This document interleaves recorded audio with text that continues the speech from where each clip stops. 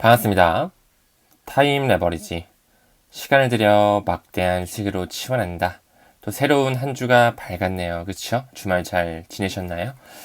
오늘도 또 이렇게 월요일이 시작이 됐는데 힘내셨으면 좋겠고, 주말 사이에 코인 시장이 살짝 깔아앉는 모습을 보여줬었죠. 조금은 힘들어 하셨던 분들도 계시는 반면에 리플을 또 굉장히 싸게 줄 수 있어서 좋다라고 하시는 그런 구독자님도 계시더라고요. 저도 이번 주말에 어느 정도 제가 모아가고 있는 코인을 추가 매수하면서 수량을 조금 더 늘렸습니다. 여러분들도 목표하시는 코인의 수량 다시 한번 상기하셨으면 좋겠어요. 한 구독자님이 이렇게 문자가 왔어요. 이제 컨퍼런스에도 와주시는 분인데 감사합니다 라고 하시면서 나의 딸 아들도 32살, 31살이다. 저랑 거의 동년배네요. 제가 95년생이죠.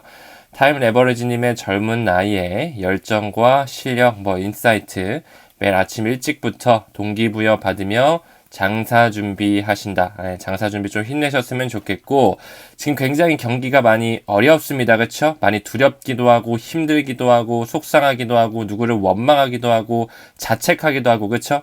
내가 왜 사업을 시작했을까? 내가 왜 이 회사에 들어왔을까? 힘들어 하신 분들도 많이 계셨을 텐데, 그래봤자 달라지는 건 없다. 우리가 마인드셋을 바꾸면서 긍정적으로 열심히 앞으로 또 미래지향적인 마음을 가지고 열심히 투자하면서 우리가 미래를 바꿀 수 있는 그런 노력, 인내 시간, 인고의 시간을 버티면서 좋은 상승률을 만끽할 수 있는 그런 가치 투자자가 되셨으면 좋겠습니다. 우리 구독자님 오늘도 장사 준비 화이팅 하시고 오늘도 제 영상을 시청해 주셔서 대단히 감사드린다. 이런 말씀 좀 전달드리고 싶고요.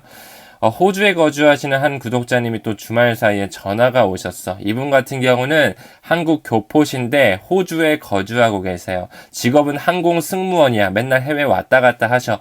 리플을 45만 개나 가지고 있어. 엄청 많이 가지고 있죠. 퇴직금까지 좀 땡겨받아 가지고 어느 정도 리플을 사셨다고 하더라고요. 본인은 이 중에서 한 5만 개 정도는 그냥 죽을 때까지 가져가려고 생각을 하고 있대. 너무 잘하고 계신다. 말씀 좀 드렸고, 그분이 저한테 한 질문을 주셨어. 호재가 너무나 많은 코인인 것 같아요. 타임님 느끼시기에도 비트 이더를 포함해서 모든 코인을 통틀어서 리플이 가장 호재가 많은 코인 같지 않으세요? 근데 제가 너무 궁금한데 왜 이런 다양한 코인들 중에 리플이 호재가 이렇게 많은데 가격은 안 오를까요? 리플 말고도 다양한 코인들이 있어서 그런가요? 전 정말 이게 궁금하더라고요 라고 질문을 주시더라고요. 그쵸? 왜 이렇게 호재가 많은데 가격이 안 오를까? 참 투자자 입장에서는 힘들 수밖에 없는 그런 감정을 주는 코인인 것 같아요. 그렇죠? 제가 가지고 있는 인사이트로 좀 전달을 드리자면 세력들이 일부러 누르고 있다. SEC라는 하나의 미국의 증권거래위원회를 통해 그 위에는 바이든 행정부가 있고요. 그 위에는 또 세상을 움켜쥐고 있는 기득권 세력, 글로벌 리스트들, 그리고 유대자본 세력이 세계의 경제를 휘어잡고 있다라고 보고 있습니다. 즉 다시 말해 소송은 하나의 그들의 짜놓은 판때기 시나리오일 뿐이라는 거죠. 우리가 제이 클레이튼의 움직임, 게리 겐슬러의 태세 전환한 것만 보더라도 말도 안 되는 그런 입장 전환이 있었다라는 것. 그뿐만 아니라 왜 리플사가 이렇게 소송에 눌려 있음에도 불구하고 유불이라는 프로그램을 진행할 수 있었을까? 왜 많은 금융기관과 파트너십을 맺을 수 있었을까? 과거부터 엑스커런트로부터 우리나라의 신한은행과 우리은행 역시 리플의 고객사회에 합류한 이력이 있었는데 2017년도, 2018년도에 이미 리플을 입증할 수 있는 그런 국경 간 결제의 핵심 솔루션이 구현이 됐었는데 왜 갑자기 2020년도에 리플을 SEC로서 미등록 증권을 판매했다라는 혐의로 눌러놨을까?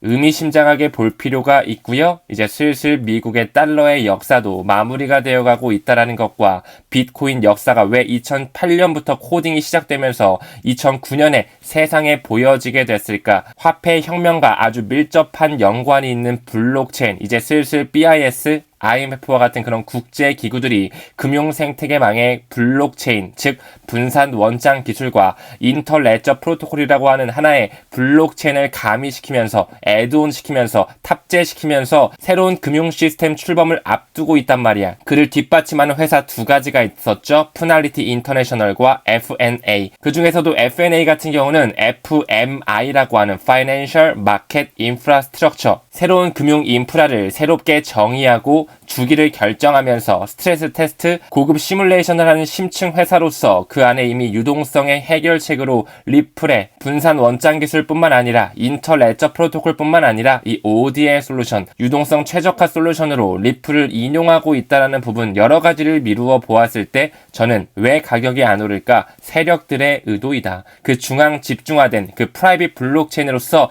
허용된 노드만, 즉 금융기관만 들어와서 전 세계를 아우르는 공용 화폐가 될 수 있는 포텐셜을 가지고 있는 토큰은 XRP뿐이 없기 때문에 그들은 대중들이 모르게 계속적으로 12년 동안 물밑 작업을 해왔다. 저는 이렇게 결론을 짓고 있거든요. 투자의 선택은 당연히 본인의 몫이지만 저는 그만한 에비던스 자료, 그만한 분석을 나름대로 해왔기 때문에 올해 3분기에는 제가 쓴 리플 빅뱅이라고 하는 책도 출간이 되죠. 기대해 주셨으면 좋겠고요.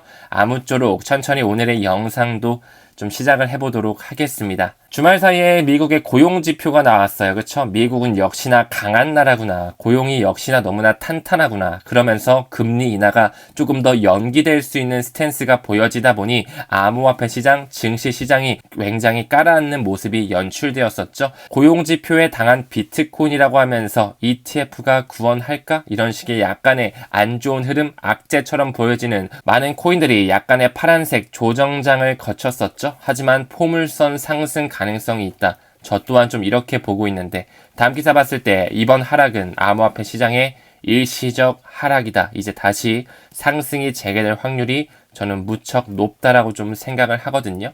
저는 주말에 일어나자마자 하락했네. 역시 이제 올리기 전에 그 세력들이 롱숏 물량 한번 정리하고 가야지. 롱 물량 한번 싹 정리하고 끌어올려야지. 우리가 그렇기 때문에 단타를 치면 안 되는 거예요. 이제 곧 오를 것 같아. 이제 곧 떨어질 것 같아 하더라도 그 세력들은 롱숏 물량을 확인한 다음에 돈 벌 거 돈 벌고 청산시킬 거 청산시키고 그들의 입맛대로 끌어올립니다. 이 부분을 참고해 주셨으면 좋겠어요. 제가 올해와 내년의 패턴, 2017년도와 2018년도의 패턴과 굉장히 유사할 것이라고 말씀을 드렸죠. 차트적인 패턴만 보더라도 너무나 판박이 같은 이런 모습을 보여주고 있단 말이야. 지금 어느 정도의 브레이크아웃, 조금의 약세장, 조금의 지지부진한 흐름이 나오고 있지만 머지않은 시점 저는 개인적으로 FOMC 회의를 기점으로 물론 이번에도 동결이 되겠죠. 하지만 그 파월의 말에서 어떻게 떠들어대는지에 따라서 올리느냐 내리냐인데 올릴 가능성이 좀 높게끔 비둘기적으로 이야기를 하지 않을까 저는 이렇게 좀 보고 있는 겁니다.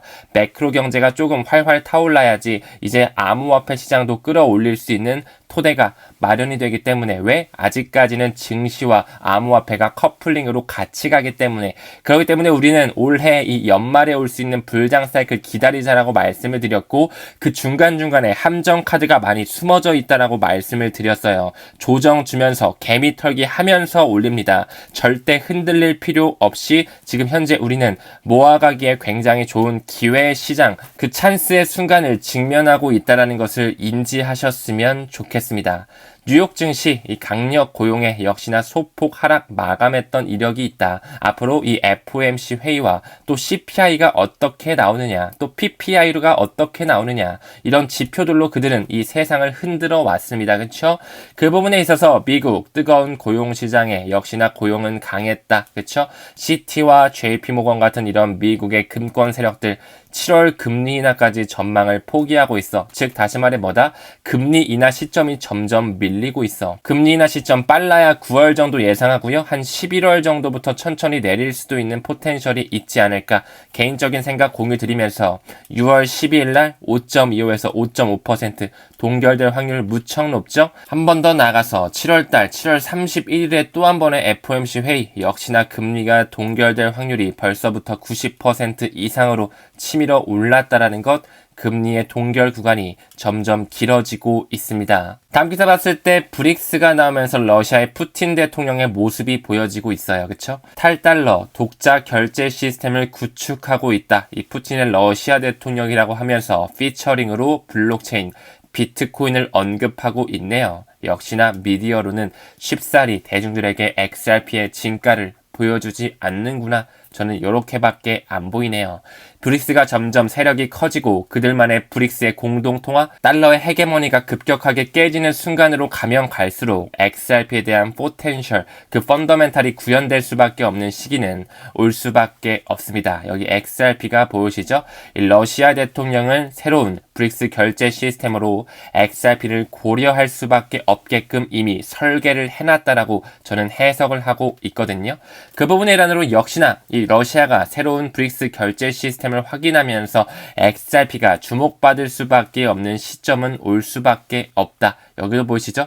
이 지불 방식에는 XRP를 고려 중인 것으로 알려졌다. 그들은 동아시아권, 아세안 지역, 중동 아프리카 지역, 브릭스를 필두로 해서 새롭게 금융 시스템을 만들어내고 있죠. 계속적으로 파일럿 테스트를 하고 있고 미국의 달러의 헤게모니를 깨트리고 있습니다. 과연 어떤 스위프트 2.0의 시대가 도래할까요? IMF도 이제 알고 있는데 이 스위프트의 1.0망이 너무나 비효율적이라는 것을요.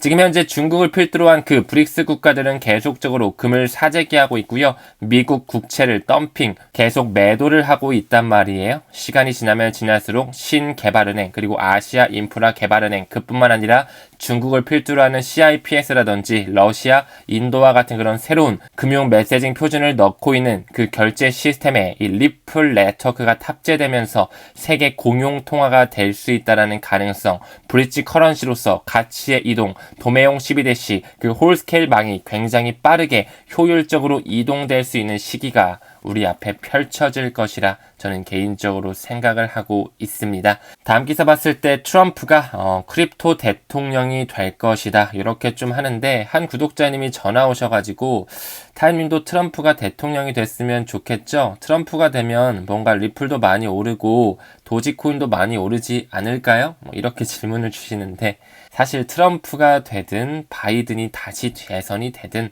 누가 되든 미안하지만 상관이 없습니다. 이미 미래는 정해져 있고요. 그들의 시나리오대로 가고 있어요. 하지만 지금 현재 트럼프가 조금 더 친암호화폐 성향을 띠고 있는 부분을 미루어 보았을 때 조금 더 그 세력들의 시나리오의 판때기에 어울리는 인물은 바이든보다는 트럼프가 조금 더 핏하지 않을까? 이런 생각은 저 또한 하고 있습니다. 미국 경제의 역설이라고 하면서 최근에 고용시장이 굉장히 강력하다라고 나왔었죠. 하지만 그들은 리세션을 반드시 맞이할 수밖에 없습니다. 지금 현재 상업용 부동산 리스크 굉장히 심각하죠. 이와 함께 맞물려 올 수밖에 없는 금융의 리스크 또한 한 번에 큰 경기 침체가 있을 수밖에 없다라는 거. 이 월스트리트 저널 WSJ가 이렇게 말하죠. 왜 경기 침체가 오지 않나라는 분석 기사를 통해 고용과 소비 증가로 경제 확장은 계속 되어지는 것처럼 보이지만 안심할 단계는 아니다라는 진단을 내놨다라는 거. 우리 또한 반드시 경기 침체가 어느 순간 다가올 수 있다라는 현재 상황을 알고는 있어야 된다. 하지만 금리가 동결되는 이 시점, 대중들이 투자를 어려워하는 이 시점에 그들은 오히려 포모의 시장으로 마지막 피날레를 장식할 돈파티를 준비하고 있다는 것 이해해 주시고요. 내년 어느 시점 금리가 굉장히 급속도로 떨어지는 시점이 온다면 엄청난 큰 경제 붕괴 시그널로 그들이 이야기하고 있는 리세션의 시대가 올 수밖에 없을 것입니다. 다음 기사 봤을 때 비트코인 거래소에서 일주일간 23,000개의 비트코인이 유출이 됐네. 그러면서 ETF 자금으로 들어가고 있습니다. 아직까지는 그 기관의 자금, 보수적인 돈들이 들어오다 보니까 실질적으로 거래소에 가지고 있기에는 조금 리스키한 부분이 있다. 그렇기 때문에 자산 운용사들을 끼고 ETF 쪽으로 돈을 유입시키는 걸 조금 더 선호할 수 있겠구나. 플러스 알파 그 세력들의 돈들이 계속적으로 블랙록과 피델리티를 필두로 한 ETF 시장으로 유입을 돈을 넣고 있구나를 볼 수가 있어야 됩니다. 그렇기 때문에 ETF 시장은 지금 현재 약 20일 정도 동안 연속적으로 순유입을 기록하고 있다. 천문학적으로 돈이 몰아닥치고 있는 모습이 연출이 되고 있죠. 다음 기사 봤을 때 이 앤서니 스크라무치 바로 이 브릿지 캐피탈의 설립자이죠. 비트코인의 70만 달러까지 갈 수가 있다. 8억 넘어서 9억 넘어서 10억까지도 갈 수가 있다. 앞으로 채택률이 증가할 것이고 기술이 계속적으로 발전되면서 블록체인과 인공지능, 사물인터넷, 로봇, 자율주행과 같은 이런 4차 산업혁명이 우리의 삶에 밀접하게 들어오는 시점이 갈수록 빠르게 다가오고 있기 때문에 블록체인 시장, 이 암호화폐 생태계 또한 엄청난 파급 효과를 가져올 것, 플러스 알파 전통금융과 맞물릴 수밖에 없는 ETF가 승인이 됐다. 이제 슬슬 미국에서 이더리움 또한 완전한 승인이 곧 이루어지겠죠. 많은 알트코인들의 ETF까지 불어닥친다면은 정말로 큰 2017년도와 2018년도와 같은 그 불장 사이클이 올해 다시 한번 좀 연출이 되지 않을까 생각을 하고 있습니다. 비트맥스의 창시자 아서 헤이즈도 이렇게 좀 이야기하고 있죠. 비트코인과 알트코인의 매수 시점에 대해서 언급을 하면서 비트코인의 강세장이 임박했다라고 이야기하고 있습니다. 그는 올해 8월을 이야기하면서 연준의 이 잭슨홀 미팅에서 주요 정책 변화를 예상할 수 있다라고 하며 앞으로 이 바이든 대통령, 이 바이든 행정부 또한 암호화폐를 받아들일 수 있는 스탠스를 바꿀 수 있는 시기가 8월 정도가 될 수 있다라고 이야기하는데 우리는 이런 부분에 집중하기보다는 앞으로 올해 연말까지를 봤을 때 이 강세장이 올 수밖에 없는 우상향 그래프가 보여질 것이다. 이런 부분으로 계속적으로 DCA로 조금씩 수량에 집중하시는 걸 권장드리고 싶습니다. 다음 기사 봤을 때 이제 우리나라의 금융위원회도 슬슬 NFT, 가상자산, 암호화폐, 웹 3.0, 메타버스와 같은 이런 법제화, 가이드라인을 발표하면서 슬슬 받아들일 준비를 하고 있네요. 다음 기사 봤을 때 바이낸스 세계 최대 거래소라고 볼 수 있겠죠.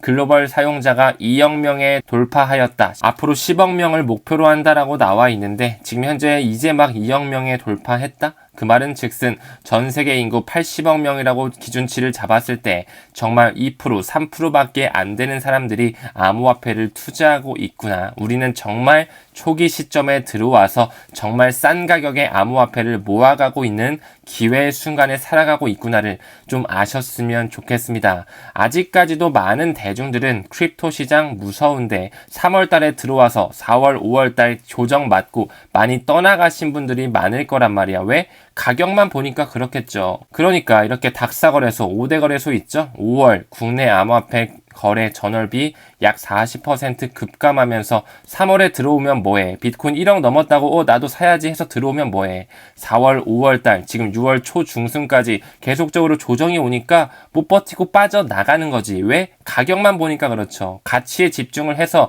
반드시 사이클 투자, 중장기적인 안목으로 가져갈 필요가 있는데 올해는 너무나 중요한 하나의 해인데 이렇게 가격만 보니까 사람들이 빠져나가면서 비트코인 그거 쓰레기야. 비트코인 허상이야. 나 투자 안 해. 나 물려 있어. 요렇게만 하고 있는 거겠죠. 우리는 반드시 안전한 거래소에 보관을 하면서 다음 슈퍼사이클을 준비하는 시기라는 걸 잘 인지를 좀 해주셨으면 좋겠어요. 자, 포브스 잘 아시죠? 포브스에서 리플, XRP를 쓸모없는 좀비 암호화폐로 선정했어. XRP를 쓰레기라고 선정했네. 너무나 좋은 재밌는 기사가 또 나왔어요. 그쵸? 저는 이 좀비라는 단어에 조금 오히려 포커스를 맞춰가지고 좀비는 죽지 않는 다시 살아나는 그런 습성을 가지고 있잖아요. 리플은 죽지 않고 계속 살아날 것이다. 좀 반대로 해석해야 되지 않을까. 좀 이렇게 좀 생각이 드는데 여러분 사실 이 포브스라는 곳을 믿으시면 안 돼요. 사실 작년에 이 포브스는 리플을 10대, 미국의 10대 핀테크 기업 3위에 차지하는 그런 영광을 누릴 수 있게끔 포브스에서 리플을 굉장히 높게 평가했던 기관이란 말이야. 근데 갑자기 포브스에서 XRP를 쓸모없다고 여기 부분에서 조금 어느 정도의 어폐가 있다라고 생각을 하지 않으십니까? 역시나 우리는 알아야 된다. 언론을 가지고 미디어를 가지고 왔다 갔다 개미들의 심장만 털어먹는 것이지 그 기득권 세력들의 하나의 횡포, 선전 도구라는 것을 반드시 이해하시면서 있는 그대로 보시면 안 됩니다. 리플이 쓰레기라고 포브스에서 인정했대. 이거 다 팔아야지. 근데 왜 작년에는 리플을 미국의 10대 핀테크 기업 3위까지 오르는 그런 랭킹을 줬을까요? 어느 정도 어폐가 있다는 생각은 안 드시나요? 우리는 앞으로 올해 연말 사이클까지 갈 때 2025년까지 리플은 가져갈 때 세력들이 흔들어 제낄 것이고요. 그 세력들의 선전 도구인 미디어와 언론을 통해서도 우리가 많이 빠져나갈 수밖에 없게끔 흔들어 댈 것입니다. 계속적으로 꾸준히 공부하시면서 직진, 앞으로 본인의 목표를 꾸준하게 보시면서 투자하셨으면 좋겠습니다. Don't panic. 어려워하지 마시고요. 힘들어하지 마시고요. 긍정적으로 펀더멘탈에 집중을 해주신다면 반드시 좋은 결과가 있지 않으실까? 이렇게 좀 생각을 합니다. 리플랩스는 조지아에서 뭔가 큰 양조를 할 수도 있다라는 이런 움직임이 보여졌네요. 리플 관계자가 조지아 국립은행 대표들과 회의를 하고 있대요. 보니까 이런 안소니 웰페어라든지 제임스 월러스와 같은 리플의 이사급, 고위급 임원진들이 여기 조지아 국립은행 임원들과 긴밀하게 소통을 하고 있네요. 요렇게 지금 앉아가지고 이야기를 하고 있는 것이죠. 리플의 관계자들이 조지아 국립은행 대표자들과 회의를 하면서 이 조지아 국립은행은 리플 XRP를 브릿지 통화로 사용하려고 한다. 반드시 전 세계 모든 은행들이 리플을 브릿지 커런시로 쓸 수밖에 없는 시대는 저는 100% 정해졌다라고 생각을 하고요. 플러스 알파 여기 조지아 국립은행 역시 그들과 함께 어깨를 나란히 하고 있는 세력일 뿐이다. 이 메타코 리플이 인수한 스위스 기반의 커스터디 업체였죠. 왜 여기 피델리티, EY 한영, 유로클리어, 시티, HSBC, BNP 파리바, 시그넘, 내셔널 뱅크 오브 조지아, 조지아 국립은행 역시 그들과 함께 어깨를 나란히 하고 있었다라는 것을 미루어 보았을 때 이미 결론은 따놓은 당상이라는 거. 과거에 스위스 국립은행에서 뱅크 오브 러시아에 대한 고위급 임원이 있었고요. 크리스틴 라가르드 그때 당시 IMF의 총재였었죠. 여기는 스위스 국립은행의 체어맨 의장까지 있었는데 여기 브래드 갈링하우스의 얼굴이 보이고 있었다라는 거. 이거 합성 아닙니다. 계속적으로 그들은 고위급 임원들과 함께 세상을 움켜쥐고 있는 그 사람들, 인물들과 함께 미래를 설계하고 앞으로 나아가고 있다는 것을 명심하셨으면 좋겠습니다. 리플이 갑자기 1억 5천만 개나 되는 XRP를 이동시켰어. 어떤 구독자님이 저한테 물어보시더라고요. 타임님, 리플사가 1억 5천만 개의 리플을 어디로 이동시켰는데 그거 왜 그런 거예요? 제가 100%는 알 수가 없어요. 그쵸? 저도 알고 싶어요. 알고 싶은데 그들의 의도와 연관되어 있는 거기 때문에 그 누구도 알기는 어렵다. 그들의 매집일 수도 있고요. 그들의 대량 이체로서 매도 물량을 만들어내는 하나의 움직임일 수도 있고요. 어쩌면 소송에 대한 합의금을 만들어내기 위한 지갑의 이동일 수도 있겠죠. 100% 의도는 모르겠으나 그들의 사업을 영위하는 부분에 필요한 부분, 시나리오에 맞게 계속적으로 물량을 이동하고 있죠. 짐작할 수밖에 없는 것이 저도 좀 답답하기도 하고 안타까운 마음도 들지만 우리는 가치에 좀 집중하면서 리플사가 그리고 이 XRP라는 프로토콜이 지금 현재 어떻게 그들에게 활용되고 있는지에 조금 더 포커스를 맞출 필요가 있을 것 같습니다. 한 전문가는 이번 주기 2024년, 2025년에 XRP의 최고점을 250달러까지 설정을 했네요. 어쩌면 너무나 큰 돈이 아닐까라는 생각이 들지만 2017년도와 2018년도 리플이 엄청난 상승이 있었던 것처럼 올해와 내년을 기점으로 리플이 주인공이 될 수 있는 시기가 반드시 도래할 것이라고 생각을 합니다.